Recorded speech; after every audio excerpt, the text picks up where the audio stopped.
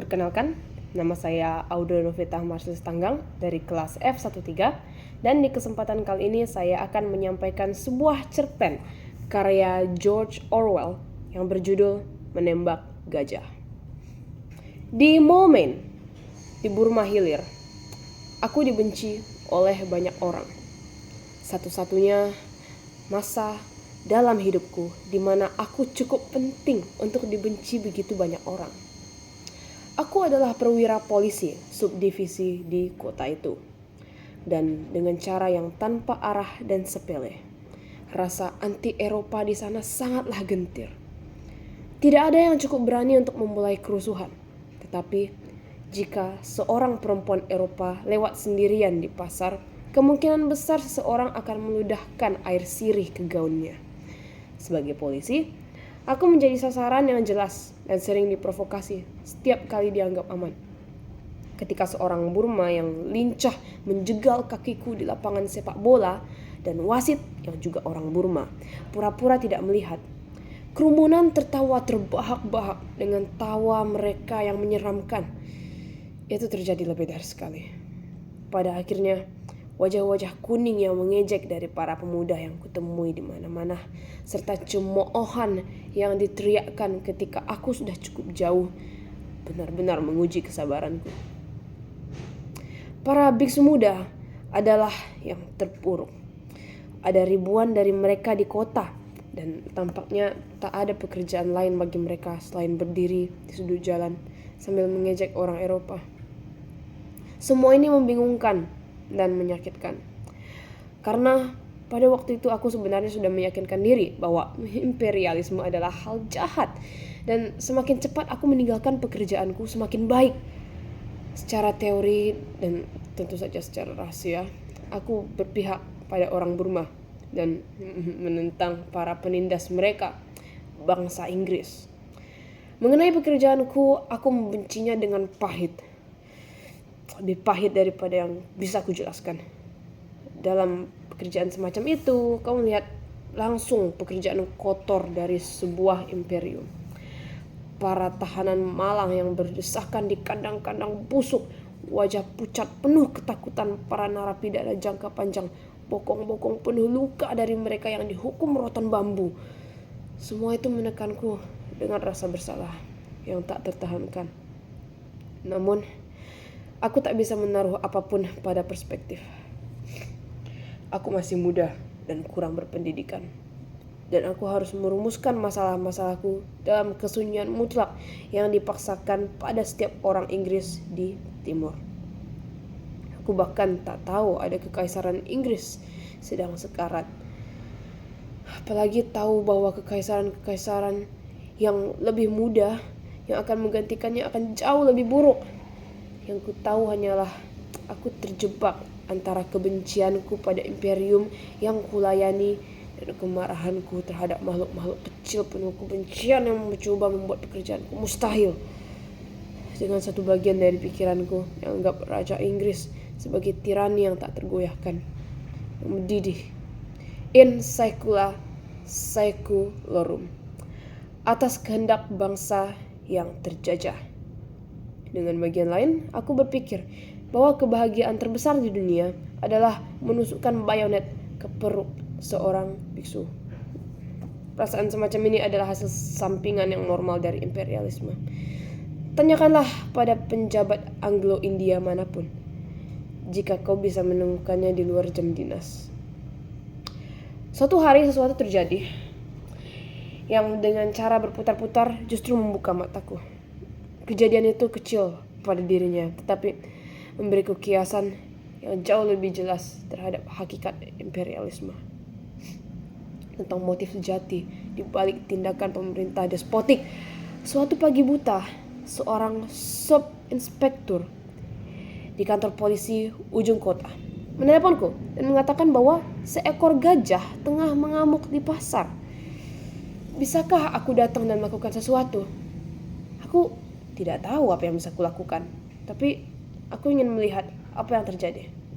Aku menaiki kuda poni dan berangkat. Membawa senapan tuaku, Winchester kaliber 44. Jauh terlalu kecil untuk membunuh gajah, Tapi kupikir suaranya bisa berguna untuk menakut-nakuti. Beberapa orang Burma menghentikanku di jalan dan menceritakan perbuatan gajah itu. Ya, bukan gajah liar, melainkan gajah jinak yang sedang mus.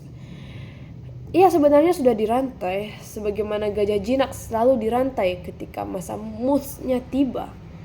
Tetapi pada malam sebelumnya, ia berhasil memutuskan rantai dan melarikan diri. Pawangnya, satu-satunya orang yang bisa mengendalikannya saat itu, sudah berangkat mengejar, tetapi salah arah. Dan kini jaraknya 12 jam perjalanan. Pagi itu gajah tiba-tiba muncul kembali ke kota. Penduduk Burma tak memiliki senjata dan sama sekali tak berdaya menghadapinya. Ia sudah merobohkan sebuah gubuk bambu, membunuh seekor sapi, merampok lapak buah, dan memakan dagangannya. Ia juga berpas-pasan dengan gerobak sampah kota, dan ketika pengemudinya loncat kabur, gajah itu membalikkannya dan merusaknya. Sub-inspektur Burma dan beberapa polisi India menungguku di perkampungan tempat gajah itu terlihat. Ya, itu kawasan miskin. Labirin gubuk bambu beratap daun palem yang berliku-liku di lereng bukit curam. Aku ingat pagi itu berawan dan pengap, awal musim hujan. Kami mulai menanyai orang-orang tentang keberadaan gajah, dan seperti biasa tidak ada informasi yang jelas. Begitulah di timur. Cerita selalu terdengar jelas dari jauh, tapi makin dekat ke tempat kejadian, makin kabur pula. Sebagian orang bilang gajah pergi ke arah ini, sebagian lagi ke arah itu. Sebagian bahkan mengaku tidak pernah mendengar apapun. Aku hampir yakin seluruh cerita ini bohong, sampai tiba-tiba terdengar teriakan dari kejauhan. Ada suara perempuan tua berteriak marah. "Pergi nak, cepat pergi!" Lalu ia muncul di tikungan gubuk dengan ranting di tangannya, mengusir segerombolan anak-anak telanjang. Beberapa perempuan lain menyusul, mengklik lidah mereka dan bergumam kusar. Ada sesuatu yang tak seharusnya dilihat anak-anak. Aku berbelok dan melihat sesosok tubuh tergeletak di lumpur. Ya, seorang India, kulit hitam Dravidian, ya, abri tajam, dan dia baru saja mati beberapa menit lalu. Orang-orang berkata gajah itu tiba-tiba muncul di tikungan, meraih si kuli dengan belalainya, menginjak punggungnya dan menghancurkannya ke tanah. Karena musim hujan, tanah lunak, dan wajah si kuli tergores dalam parit sedalam 1 kaki sepanjang 2 meter. Ia tengkurap dengan terentang, kepala menoleh tajam ke samping. Wajahnya tertutup lumpur, matanya melotot, giginya terbuka dengan senyum penderitaan yang tak tertahankan. Jangan pernah bilang padaku bahwa wajah orang mati terlihat damai. Sebagian besar mayat yang pernah kulihat tampak mengerikan. Gesekan telapak kaki gajah telah mengupas kulit punggungnya seperti menguliti seekor kelinci. Melihat mayat itu, aku mengutus seorang pesuruh untuk meminjam senapan gajah dari rumah seorang kenalan. Aku sudah menyuruh kuda poniku pulang. Tak ingin dia panik mencium bau gajah. Pesuruh itu kembali membawa senapan dan 5 peluru. Sementara itu beberapa orang Burma melapor bahwa gajah ada di sawah hanya beberapa ratus meter jauhnya. Aku mulai berjalan ke sana dan hampir seluruh penduduk kampung ikut keluar mengikuti. Mereka melihat senapan itu dan langsung bersorak, yakin aku akan menembak gajah. Mereka tak begitu peduli ketika gajah hanya merusak rumah mereka. Tetapi kini, ini hiburan, juga kesempatan untuk mendapatkan daging. Itu membuatku resah. Aku tidak berniat untuk menembak gajah. Aku hanya ingin membela diri jika perlu. Tapi kerumunan yang mengikutiku membuatku terlihat bodoh. Kami tiba di jalan beraspal yang membelah sawah becek. Gajah tampak sekitar 8 meter dari jalan, berdiri menyamping, tenang menyobek rumput. Memukulkannya ke lututnya, lalu menyuapnya ke mulut.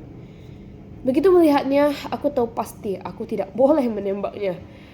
Menembak gajah pekerja adalah hal serius, sama saja merusak mesin mahal. Dan ia terlihat sama jinaknya seperti sapi. Aku yakin serangannya sudah reda. Ia hanya akan berkeliaran sampai pawangnya kembali. Aku pun berniat menunggu sebentar dan lalu pulang. Namun saat menoleh ke belakang, aku melihat kerumunan. Sedikitnya 2.000 orang. Makin bertambah. Mereka memenuhi jalan sejauh mata memandang. Penuh wajah kuning berseri-seri. Menantikan tontonan. Mereka membenciku. Tetapi dengan senapan ajaib di tanganku, aku sejenak menjadi pusat perhatian. Dan mendadak aku sadar bahwa memang aku harus menembak gajah itu. Rakyat mengharapkannya dariku dan aku harus melakukannya. Aku bisa merasakan 2.000 kehendak menekanku dari belakang. Dan disitulah senapan di tangan. Aku pertama kali memahami kehampaan, kesia-siaan dominasi kulit putih di timur. Aku orang kulit putih dengan senapan. Tampaknya aktor utama, tetapi sesungguhnya aku hanyalah boneka tolol yang digerakkan oleh kehendak ribuan wajah di belakang. Saat orang kulit putih menjadi tiran, kebebasan sendiri yang ia hancurkan. Ia menjadi semacam topeng kosong, sosok karikatur sahib. Sebab syarat kekuasaannya adalah ia harus memberi kesan tegas kepada pribumi. Dan di setiap krisis ia harus melakukan apa yang mereka harapkan darinya. Ia memakai topeng dan wajahnya tumbuh menyesuaikan. Aku sudah terlanjur dengan senapan di tangan dan 2.000 orang di belakang. Tak mungkin aku berbalik tanpa melakukan apa-apa. Mereka akan menertawakanku dan seumur hidup kami. Hidup setiap orang kulit putih di timur hanyalah perjuangan panjang agar tidak ditertawakan. Tetapi aku tidak ingin menembak gajah itu. Ia tampak seperti nenek tua yang sibuk dengan urusannya. Rasanya seperti pembunuhan. Aku tak keberatan membunuh hewan, tapi membunuh gajah besar terasa jauh lebih berat. Lagi pula pemiliknya harus dipikirkan. Hidup gajah itu bernilai 100 pound. Mati hanya gadingnya 5 pound. Namun aku gak punya banyak waktu. Aku bertanya pada beberapa orang Burma yang terlihat berpengalaman. Mereka bilang gajah tidak menyerang jika dibiarkan, tetapi bisa saja menyeruduk jika didekati terlalu dekat. Sebenarnya jelas apa yang seharusnya aku lakukan. Mendekat 25 meter, menguji perilakunya. Jika menyeruduk, aku menembak. Jika diam, biarkan saja sampai pawang datang. Tetapi aku tahu aku tidak akan melakukannya. Aku penembak buruk, tanah becek, dan jika gajah menyeruduk sementara aku meleset, nasibku seperti kodok di bawah mesin giling. Namun pikiranku bukan tentang nyawaku, melainkan tentang 2.000 wajah kuning yang mengamatiku. Akhirnya aku memasukkan peluru ke magasin, berbaring di jalan untuk membidik lebih baik. Kerumunan mendadak hening. Desahan lega sekaligus riang terdengar. Seperti tirai teater yang terangkat. Mereka akan mendapatkan hiburan mereka. Senapan itu buatan Jerman dengan bidikan silang. Aku tak tahu cara tepat menembak gajah. Seharusnya lurus ke lubang telinga ya. Aku malah menembak agak ke depan. Peluruku mengenai sasaran. Sorak-sorai menggelegar dari kerumunan. Gajah itu tampak seketika berubah. Tua, lemah, seakan lumpuh tapi tak roboh. Beberapa detik kemudian ia berlutut. Mulutnya berbusa. Tampak ribuan tahun tua. Aku menembak lagi. Stas! Ia terhuyung bangkit perlahan lalu berdiri lunglai. Aku tembak sekali lagi. Stas! Kali ini tubuhnya bergetar. Kekuatannya lenyap. Kaki belakangnya ambruk. Ia menjulang sejenak lalu roboh dengan dentuman yang menggetarkan tanah. Namun ia belum mati. Nafasnya berat, berderak. Dada raksasanya naik turun dengan susah payah. Aku menunggu lama, tapi nafas itu tidak juga melemah. Aku habiskan 2 peluru terakhir ke arah jantungnya. Das! Das! Darah kental mengalir, tapi tubuhnya nyaris tak bereaksi. Nafas sengsaranya tetap berlanjut, sekeras detak jam. Aku merasa harus mengakhirinya. Aku kirim orang untuk mengambil senapan kecilku dan menembakkan peluru demi peluru ke jantung dan tenggorokannya. Tak ada hasil. Namun, ya betul, nafas siksaan itu tak kunjung berhenti. Akhirnya aku tak tahan lagi dan pergi. Ku dengar dari orang lain yang masih di sana bahwa ia butuh setengah jam untuk mati. Sementara itu orang Burma sudah membawa keranjang dan pisau bahkan sebelum aku meninggalkan tempat. Dan sore harinya tubuh gajah itu sudah habis terkupas hampir sampai tulang. Setelahnya tentu saja muncul banyak perdebatan tentang penembakan gajah itu. Pemiliknya marah, tapi ia hanya orang India dan tak bisa berbuat apa-apa. Secara hukum, aku benar karena gajah gila memang harus dibunuh. Seperti anjing gila. Bila pemiliknya gagal mengendalikannya, di kalangan orang Eropa, pendapat terbagi. Para lelaki tua bilang, aku benar. Dan yang muda bilang, itu memalukan. Dan membunuh gajah hanya karena membunuh seorang kuli. Sebab gajah lebih berharga dari kuli kori sialan. Dan akhirnya aku merasa lega bahwa kuli itu mati. Itu membuatku benar secara hukum dan memberiku alasan cukup untuk menembak gajah itu. Akhirnya aku sering bertanya-tanya, apakah ada yang benar-benar paham bahwa aku melakukannya semata-mata untuk menghindari terlihat bodoh.